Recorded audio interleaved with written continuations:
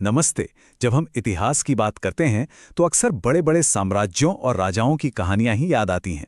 लेकिन इतिहास में कुछ लड़ाइयां ऐसी भी हैं जो कहीं दब कर रह गईं, पर थीं बहुत जरूरी। आज हम एक ऐसी ही कहानी जानेंगे, तमाड़ विद्रोह की कहानी। ये कोई एक दो दिन की लड़ाई नहीं थी, बल्कि पूरे 40 साल तक चली एक ऐसी जंग थी जिसने ब्रिटिश साम्राज्य तक को हिलाकर रख दिया था। जरा इस एक लाइन पर ध्यान दीजिए। अंग्रेजों के खिलाफ जितने भी आदिवासी विद्रोह हुए, उनमें यह सबसे लंबा, सबसे बड़ा और सबसे खूनी था। तो ये कोई छोटी मोटी झड़प नहीं थी, बल्कि एक महासंग्राम था जो एक पीढ़ी से दूसरी पीढ़ी तक चलता रहा। तो सवाल उठता है कि ये तमाड़ विद्रोह आखिर था क्या? दरअसल ये 1782 से 1821 तक, यानी पूरे 40 साल तक चला एक संघर्ष था। और इसे लीड कर रही थीं तमाड़ इलाके की बहादुर मुंडा जनजातियां। उनकी लड़ाई दो मोर्चों पर थी। एक तरफ थे अंग्रेज और दूसरी तरफ थे स्थानीय नागवंशी शासक, जो अंग्रेजों से मिले हुए थे और लोगों का हक छीन रहे थे। इस 40 साल की लंबी कहानी को बेहतर ढंग से समझने के लिए चलिए इसे कुछ हिस्सों में बांट कर देखते हैं।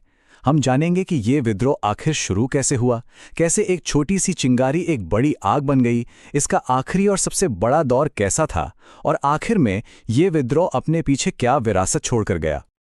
ये जो टाइमलाइन है ना, ये पूरे संघर्ष की एक तस्वीर दिखाती है। ये कोई एक लगातार चलने वाली लड़ाई नहीं थी, बल्कि 6 अलग अलग लहरों की तरह आई।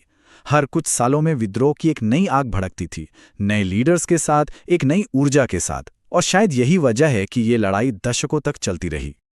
तो चलिए कहानी की एकदम शुरुआत में चलते हैं, देखते हैं कि विरोध की ये पहली लहर उठी कैसे और कैसे इसने एक बहुत बड़े संघर्ष की नींव रखी। पहली चिंगारी भड़की 1782 में। ठाकुर भोलानाथ सिंह के नेतृत्व में मुंडा समुदाय अपने ही इलाके के नागवंशी शासकों के खिलाफ उठ खड़ा हुआ।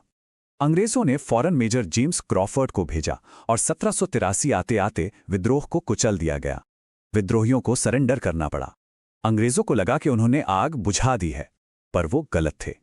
ये तो बस शुरुआत थी। लेकिन ये आग बुझी कहाँ थी? सिर्फ 6 साल बाद 1789 में ये फिर से भड़क उठी। इस बार लीडर थे विष्णु मानकी और मौजी मानकी, और नारा था, हम अंग्रेजों को टैक्स नहीं देंगे। जब कैप्टन होगन इन्हें रोकने में नाकाम रहे तो विद्रोहियों के हौसले और भी बढ़ गए। आखिरकार अंग्रेजों को लेफ्टिनेंट कूपर को भेजना पड़ा, जिसने बड़ी मुश्किल से हालात पर काबू पाया। अब तक जो विद्रोह की छोटी छोटी चिंगारियां थीं, वो वाकई एक बड़ी आग में बदल रही थीं। विद्रोह का दायरा भी बढ़ रहा था और उसकी आंच भी। अब ये सिर्फ एक इलाके का विरोध नहीं रह गया था, बल्कि एक बड़ा आंदोलन बन रहा था। 1794 में विद्रोह की तीसरी और अब तक की सबसे बड़ी लहर उठी। सिर्फ 2 साल में ये पूरे इलाके में फैल गई, और इस बार कमान किसी एक के हाथ में नहीं थी। ठाकुर भोलानाथ सिंह, जो पहली लहर के हीरो थे, वो तो थे ही, और उनके साथ कई और बड़े नेता भी जुड़ गए थे। ये इस बात का सबूत था कि आंदोलन अब पहले से कहीं ज्यादा ऑर्गेनाइज्ड और ताकतवर हो चुका था। इस बढ़ती ताकत को देखकर अंग्रेज भी घबरा गए। उन्होंने 2 तरफा हमला किया। एक तरफ कैप्टन लाइमंड ने सैकड़ों विद्रोहियों को गिरफ्तार किया, तो दूसरी तरफ कैप्टन बेन ने आंदोलन के सबसे बड़े लीडर भोलानाथ सिंह को ही पकड़ लिया। उनकी गिरफ्तारी विद्रोह के लिए एक बहुत बड़ा झटका थी, जिससे वो काफी कमजोर पड़ गया। लेकिन मुंडा लोगों का जज्बा इतनी आसानी से टूटने वाला नहीं था। 1807 में दुखन मानकी के नेतृत्व में विद्रोह की चौथी लहर उठी। एक बार फिर अंग्रेजों ने इसे दबाया। कैप्टन रफसीज ने दुखन मानकी को गिरफ्तार कर लिया और इलाके में तथाकथित शांति कायम कर दी।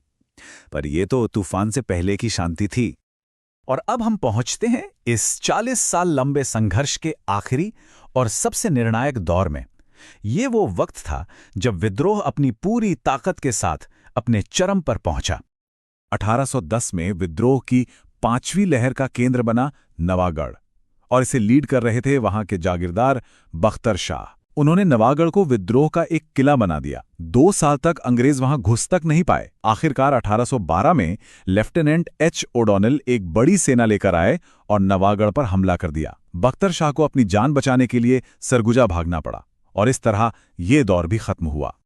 और फिर 1819 में वो हुआ जिसकी अंग्रेजों ने शायद कभी कल्पना भी नहीं की थी। विद्रोह की छठी और आखिरी लहर उठी, और ये अब तक की सबसे बड़ी और सबसे संगठित थी। इस बार कोई एक दो लीडर नहीं थे, बल्कि लीडर्स की एक पूरी फौज थी।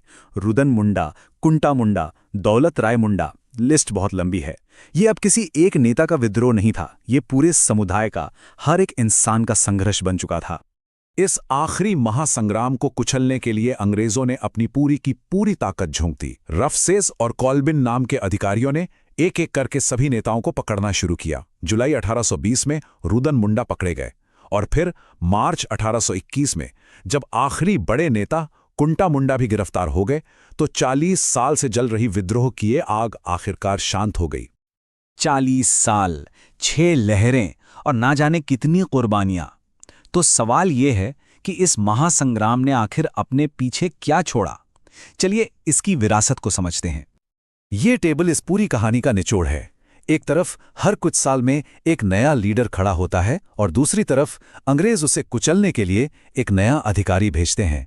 ये विद्रोह और दमन का एक ऐसा चक्र है जो 40 साल तक चलता रहा। ये दिखाता है कि मुंडा लोगों का जज्बा कितना मजबूत था। वो बार बार हारे पर उन्होंने हार कभी नहीं मानी। 40 साल, सोचिए जरा, ये एक पूरी पीढ़ी से भी ज्यादा का वक्त होता है। ये नंबर हमें बताता है कि आज़ादी की लड़ाई कितनी लंबी और कितनी मुश्किल हो सकती है। ये हमें याद दिलाता है उन अनगिनत बलिदानों की और अपनी जमीन और अपने हक के लिए लड़ने की उस कभी ना टूटने वाली इच्छा की। यही इस विद्रोह की सबसे बड़ी और सबसे जरूरी विरासत है। और हम आपको इसी सवाल के साथ छोड़े जाते हैं। जब कोई समुदाय हर हार के बाद भी 40 साल तक लगातार लड़ता रहता है तो ये जुल्म के खिलाफ इंसान की कभी न हार मानने वाली इच्छा शक्ति के बारे में क्या बताता है। ये एक ऐसा सवाल है जो सिर्फ इतिहास का नहीं बल्कि हमारे आज का भी है।